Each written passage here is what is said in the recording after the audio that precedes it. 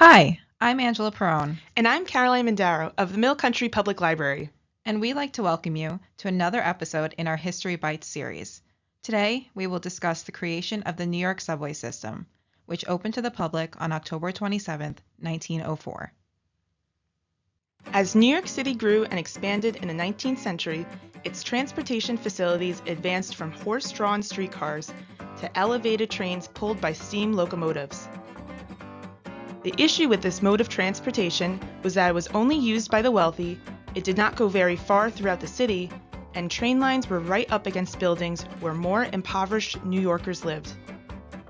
When people realized that the system was not working, they began to look into other options for rapid transit throughout the city that would also help clear up traffic and road congestion. Late in the century, these facilities were being taxed beyond capacity. Engineers looked into an underground solution to add new transportation lines, eliminating the nuisances caused by elevated railroads in the densely populated Manhattan, such as noise, smoke, and lack of sunlight to the street below. Fortunately, practical electric power arrived on the scene, and underground railways soon became a possibility. The city's first subway opened back in 1870, a short underground tunnel under Broadway that stretched 312 feet from Warren Street to Murray Street near City Hall. Constructed by inventor Alfred Eli Beach, the editor of Scientific American, the subway was driven by pneumatic power. An 8-foot-long car that could carry 18 passengers was blown through the tunnel by a 100-horsepower fan. The blower was reversed to create a partial vacuum and suck the car back through the tunnel.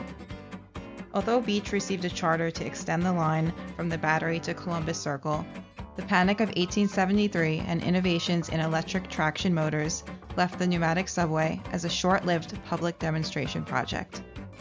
Nonetheless, Beach's pneumatic subway helped to demonstrate the practicality of constructing an underground railroad in Manhattan. William Steinway, the famous piano manufacturer, spent the last 7 years of his life serving on and chairing rapid transit commissions that were confronted with every conceivable obstacle to planning a subway for New York City.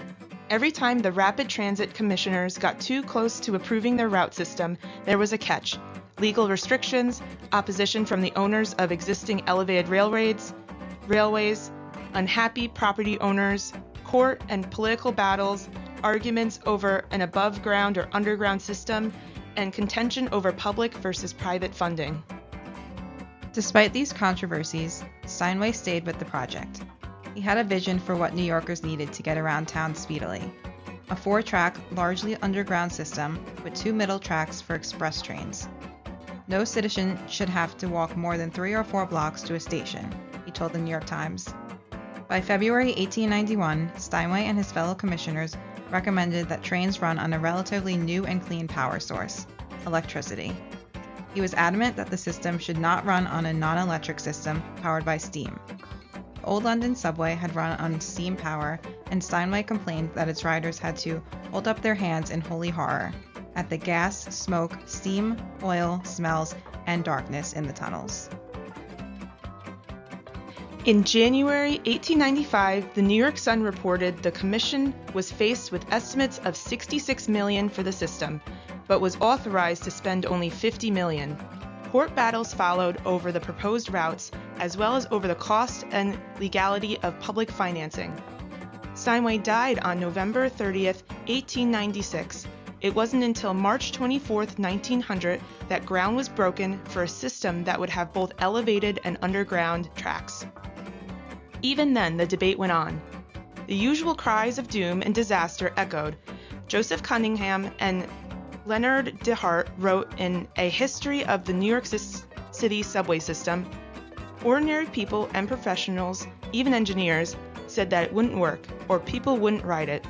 Other views held that streets or buildings or the tunnel itself would collapse, explained Cunningham and DeHart. Health addicts declared that one would suffer eye strain, pneumonia, tuberculosis, and other horrid, debilitating diseases. The first line of the New York City subway was built using the cut and cover process. Open excavation, blasting, and brute work by men with pickaxes at night, followed by removal of debris by day. several obstacles hindered construction and required rerouting, including sewer and water lines, gas and electrical mains, natural bedrock, building foundations, the Columbus Monument, and occasional basements and bank vaults. While accidents did happen during the construction process, the New York Times reported only 3 serious ones, causing a total of 16 deaths and 125 injuries.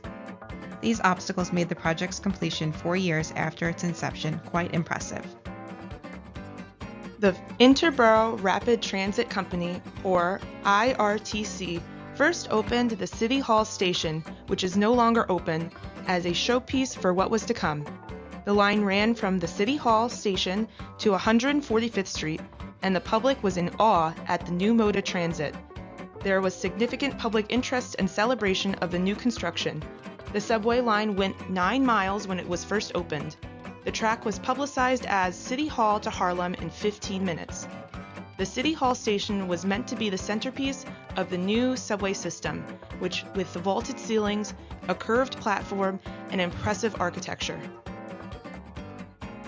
There were around 15,000 people and a +1 who was invited to ride the system before the subway was open to the public. On opening day, October 27, 1904, Mayor George McLean, son of the Union Civil War general, removed a silver controller handle from a mahogany case, placed it in the motorman's cab, and at 2:35 p.m. drove the first subway. On the evening of October 27th, at around 7 p.m., the subway was open for public ridership, and people could buy tickets to take the subway from each of the open stations. Riders paid 5 cents to ride the trains. People waited for hours to buy the first few tickets, with the first person to buy a ticket being disputed, with some believing it was a middle-aged woman, others believing it was a superintendent of the Board of Education. The first crime to take place in the subway system happened on opening day at around 7:03 p.m., when a man by the name of Henry Barrett noticed that his diamond horseshoe pin was missing after he got on the subway. When the subway was opened, it was hailed as a solution to traffic in the city. The system continued to grow as it gained popularity throughout the city. As the subway system grew in popularity and size, the IRTC reduced the prices of riding the subway to Manhattan. The subway also helped stimulate the city's economy, as property along the subway system was boosted in price.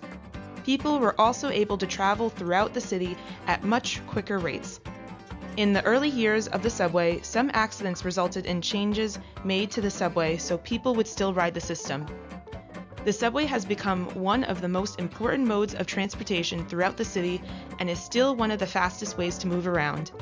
The system that was once considered impossible and a feat of engineering and construction is now part of most New Yorkers' everyday routine. Thank you for joining us for today's episode. If you enjoyed it, click like, and if you watched on YouTube, hit subscribe. Thanks so much, and we'll see you all next time.